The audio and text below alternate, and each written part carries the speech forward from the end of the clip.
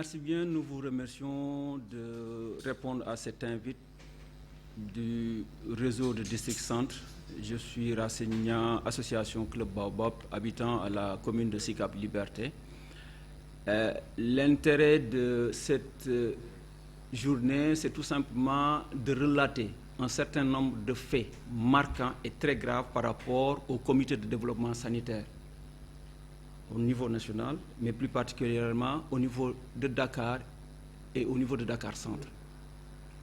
Il s'avère que ces comités de développement sanitaire sont l'émanation des populations. Et nous avons récemment reçu un arrêté du sous-préfet de Grand Dakar portant dissolution d'un CDS, le comité de développement sanitaire du centre de santé Mamadou Diop, qui a créé l'émulation ou l'émoi. Un centre qui a glané en moins de 10 mois près de 500 millions, et du jour au lendemain, on se retrouve avec une dissolution qui nous paraît inexplicable par rapport au sous-préfet. Raison pour laquelle nous nous sommes dit qu'il fallait marquer le point, relater ces faits, informer les autorités par rapport à cet état de fait. Un centre, c'est tout simplement la prise en charge sanitaire. Mais nous ne pouvons concevoir un centre qui fonctionne avec autant de recettes en l'espace de 10 mois, procéder à une dissolution, alors que tout ce qui est patient est pris en charge, les fournisseurs sont pris en charge, les salaires sont versés. On nous fait comprendre qu'il y a un blocage dû à l'interprétation des textes. Et ce qui se trouve être une aberration, parce que nous avons coutume de voir cette situation depuis 2022. La même situation s'était produite en 2022, il y a eu dissolution et le seul leitmotiv qu'on donnait, c'était tout simplement blocage. Blocage dû à quoi? Est-ce qu'il y a eu détournement? On vous dit non. Est-ce qu'il y a problème de fonctionnement? On vous dira non. Mais toujours est-il que lorsqu'il y a une atteinte en ce qui concerne les recettes, nous observons une dissolution. Et cette dissolution a été décriée un peu partout. Et cette même dissolution s'est étendue au réseau. Ce qui fait que nous nous sommes dit, les CDS, les comités de développement sanitaire, sont menacés. Et ces CDS sont l'émanation des populations. Il est grand temps que nous puissions faire face à ces affairistes politiques, à ces affairistes de la santé, pour répondre aux besoins des populations et prendre en charge les soins de santé primaire. Parce que celui qui habite à côté d'un poste de santé préfère au moins se faire soigner et non faire de transport pour aller faire 10 km pour se faire soigner. Donc nous nous sommes dit qu'il est grand temps que l'on puisse relater cela aujourd'hui, permettant à ces autorités qui ont été saisies par rapport à cet état de fait de prendre leurs responsabilités. Nous ne pouvons continuer durant des années à faire fi de ces comportements qui glanent le fonctionnement de ces structures sanitaires, mais qui plombent également la volonté des populations. En 10 mois, 497 millions. Vous vous rendez compte, aujourd'hui, au même moment où nous avons besoin d'un financement ou d'un fonctionnement, mais nous nous retrouvons avec 497 millions qui vont disparaître du jour au lendemain parce que tout simplement, il y a une dissolution du CDS. Et cette situation s'est produite au niveau du réseau. 1 milliard, plus de 1,5 milliard et quelques, qui ont été dépensés. Malheureusement, le jour du bilan, il n'y a pas eu de pièces justificatives, ni la validation des commissaires aux comptes. Et ça, c'était sous la présence effective de l'adjoint du préfet de Dakar, et qui a pu produire un rapport. Donc, il est grand temps que nous puissions dire, est-ce que ces populations méritent de tels actes? Que devons-nous faire pour trouver des solutions idoines pour freiner cette saignée et mettre en place ces populations dans un cadre qui leur permettrait au moins de se soigner sans grande difficulté? Ce sont les raisons pour lesquelles nous nous sommes dit qu'il est grand temps que l'on puisse dire, à chaque fois nous nous rendons compte, vous vous rendez compte, après chaque 2 mois ou chaque 3 mois, on parlera de Gaspard Camara, de son district, de son médecin-chef. Mais qu'en est-il des populations? Qu'en est-il de la volonté de ces populations? Qui devra prendre en charge les soins? Donc en gros, ce sont les raisons pour lesquelles nous nous sommes dit qu'il fallait mettre en place, faire ce point de presse pour un réseau qui englobe près de 360 000 personnes. 360 000 personnes, 1,5 milliard qui disparaissent du jour au lendemain sans justificatif. Lorsqu'il y a des recettes quelque part, en 2022, c'était la même situation, avec près de 160 millions, il y a toujours un comité ad hoc qui est mis en place pour des interprétations. Un médecin-chef qui ne se permet pas, qui se permet de faire des manquements par rapport à sa gestion, mais forcément les populations vont se plaindre. S'il y a une défection par rapport à ce médecin, mais si un autre médecin le remplace pour faire la même chose, il y aura toujours des griefs. Donc nous nous sommes ouverts aux préfets, aux gouverneurs, comme aux sous-préfets de Grand Dakar, en leur faisant état qu'un comité ad hoc devrait au moins refléter l'émanation des populations. On ne peut pas mettre un comité ad hoc avec des gens qui, de par le passé, sont entachés ou, de par leur acte, nous nous sommes posé certaines questions par rapport à la véracité de leurs propos ou à leur crédibilité. Donc, en gros, c'est pour cela que nous nous sommes réunis aujourd'hui, pour monter un peu ces griefs qui sont graves par rapport à la population de Dakar, et plus particulièrement dans le district centre qui est abrité au niveau de Gaspard Camara. Merci. Asalaamaaleykum, maa ngi leen di nuyu yéen ñëpp ñi nga xam ne tey wuy si ngeen ñu ci suñu point de presse bi nga xam ne nii dañ koy def ngir jàkkaarloo ak population bi, askan bi. Man maa ngi tudd Cheikh Loum, nekk le secrétaire exécutif du poste de santé de Fann Hock, nekk en même temps membre du réseau district. Alors damay ñëw rek juste di rejoindre sama camarade Racine Niang ci propos yi nga xam ne ni relaté na ko sànq. Ñun nag yàlla dafa def communauté bi moo ñu fal, ñu tuddee ñu le comité de développement sanitaire. Ñun ñooy veiller ci lépp loo xam ne ni mooy tax santé primaire bi di augmenté wu, di am évolution. Ndax boo xoolee commune boo dem am na benn fajukaay bu fay nekk, ñu tuddee ko poste wala centre de santé. Léegi nag yoon may nañu ñun ñi nga xam ne ni ñun la communauté fal, ñu tuddee ñu ay CDS, ñu formé wu nekk benn équipe, ñu tuddee ko réseau district wala ñu def ko fédération, mais nous on préfère le réseau district. Alors le réseau district dafa relier ñaari arrondissement, Grand Dakar et de Dakar Plateau.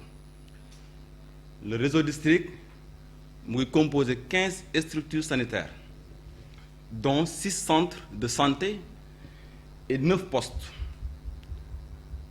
6 centres yi ak 9 postes yi nekk ci 7 communes.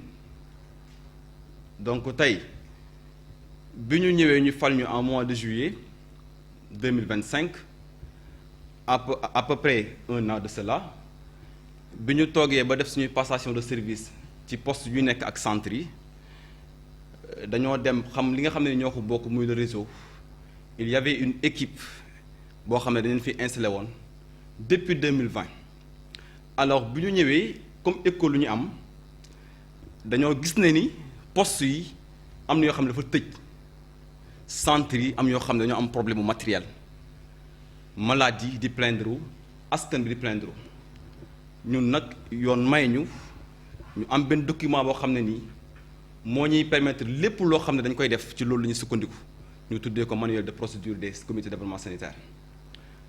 Donc ñun kenn ku ci nekk rôle bi nga ci war a def mu ngi ci manuel bi. Ci loolu bi ñu laajtee, le réseau def na fi 6 ans, te alors que le réseau devait faire 3 ans après ñu renouveler ko, mais bi ñu seetlu ne 6 ans ba 2020 ba 2026 réseau bi kenn renouveler ko. Ñun yoon daf ñoo may lépp loo xam ne dañ koy jaay ci recette net dañ ciy génne 10% def ko contribution au fonctionnement du réseau district. Comme ça le réseau di mën di jàppale poste yi nga xam ne ñu ngi am problème ak centre de santé yi. Mais suñu constat bi ñu am mooy que ni le réseau ne fait pas son travail. ñun on a formé un collectif des CDS en refusant de ne pas y contribuer nos 10% parce que balaa ñuy contribuer dinañ xam suñu xaalis fi ñu koy dugal fan la dem.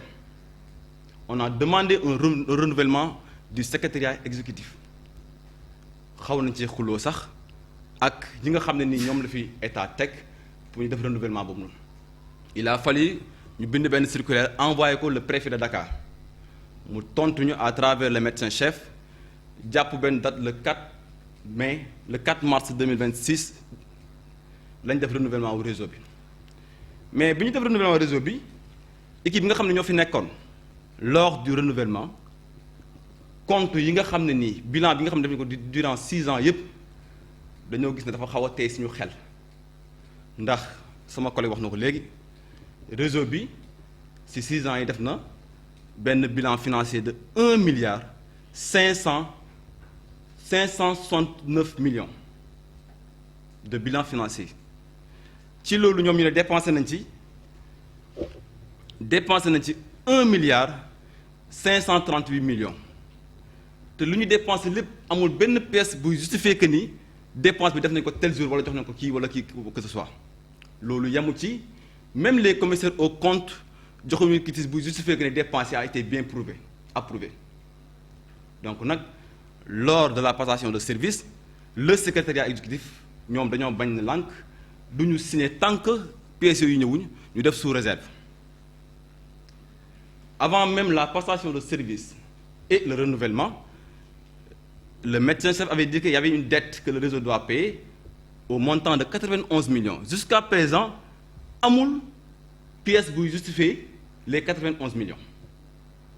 léegi ñun ñi nga xam ne ni askan bi ñu dénk pour ñu leeral te ñun dañoo ñëw li nga xam ne ni moom la réseau bi yore ay milliards yi ñu fexe ba jàppale postes yi ak centres yi ndax population bi gis seen bopp nit nag booy doonu da ngay doon lu leer. De mars en juillet bi ma wax ak yéen nii ba léegi amuñu pièce buy justifier les 1 milliard 538 millions voire même les 91 millions yu mujjee décaissé avant la passation de service ba léegi amul pièce buy justifier que ni def nañ dépense yooyu li ci gën a garaaw mooy bi ñuy def renouvellement bi on a remarqué que le manuel nous a dit que chaque mois chaque comité de développement sanitaire doit faire une réunion de co-gestion pour évaluer ses recettes et ses dépenses mensuelles ñu gis na au niveau du réseau amul ci parce que amul benn pièce bu justifié que ni réunion yooyu ñu ngi ko def normalement donc ci PV bi yëpp def nañ ko ci et c'est le même préfet moo ko bind déchargé ko n'est-ce pas donc sans quitus bu commissaire au compte yi di joxe irrégularité de la tenue des réunions amul pièce justificative gisuñu ci benn ñun nag comme askan bi ñu dénk te réseau bi li mu yor yépp alalu askan bi la dañoo bëgg mu leer ñun bëgguñu lenn xuloowuñu xeexuñu dañoo bëgg xaalis bi nga xam ne nii askan bee ko moom ñi ko téye woon durant 6 ans yi ñu indi pièce di koy justifier ñun nag li nga xam ne ni yoon may nañu ko ñu ngi ciy dox dañuy lancer appel le président de la République monsieur Bassirou Diomaye Diakhar Faye avec son premier ministre monsieur Al Amin Lo le chef du gouvernement et le président de l'Assemblée nationale monsieur Ousmane Sonko avec ses députés ou bien avec les députés parce que tey lii c'est l'argent contribuable askan bee ko moom donc li askan bi moom képp ku ci lekk benn dërëm da nga koy génne ñun loolu la ñu gëm te dañoo ñëw pour liggéey ngir askan bi donc du ñu nangu kenn di ko yàq parce que téeméer bi sama yaay di fay wala sama papa ci ticket moom la ñuy jël ci foofu 10% di ko jox réseau pour muy fonctionner donc xaalis bi du xaalisu Samba du xaalisu ma Demba xaalisu askan bi la dafa war a delluwaat ci askan bi ñun nag ça fait 6 mois ñu toog amuñu benn preuve buy justifier les dépenses loolu moo tax tey ñu jàkkaarloog askan bi pour dénoncer que il y a de cela 6 mois amuñu benn preuve buy justifier les 1 milliard 538 millions yi nga xam ne ni dépensé nañ ko te kenn xamul fan la xaalis bi dugg donc nag loolu moo tax ñu alerté alors remplacer cela ne justifie pas la réduction des comptes nous non on réclame pas un remplacement mais on réclame la justification de ces dépenses faites durant tous ces 6 dernières années xaalis boobu xaalis askan bi la après nag fépp foo xam ne war nañ fa dem dañ fa dem dénoncer ñoom amuñu dara lu ñuy def parce que partout on reçoit des menaces ñun on est là pour la population on est là pour les citoyen, on est là pour développer la santé primaire. Tey lu ñu prévoir mooy def tournée intercommunale pour dem xool postes yi ak centres yi lan moo seen problème ñu relever ko jox ko les autorités les bonnes volontés avec l'appui du réseau pour ñu jàppale gars yi am. fi may wax ak yéen nii am na ay postes yoo xam ne ba léegi ubbiwuñu ndax problème mu matériel problème mu xaalis alors que y a 1,538 milliards yi nga xam ne dafa disparaître kenn xamul fan la jaar donc nag ñun dañuy ñaan les autorités compétentes ñu ñëw veiller à ce que lii nga xam ne nax saay na si loxo ñi nga xam ne kenn xamul fan lañu ko dugal ñu leeral ko on demande un outil interne compétent ñëw veiller à ce que ñu vérifier les 1,538 milliards yu réer fan la dugg je pense que dañoo toll si moment wu jub jubal jubbanti donc dañoo bëgg lépp jub ndax ñu mën a jubbanti réseau district maa ngi leen di gërëm di leen sant.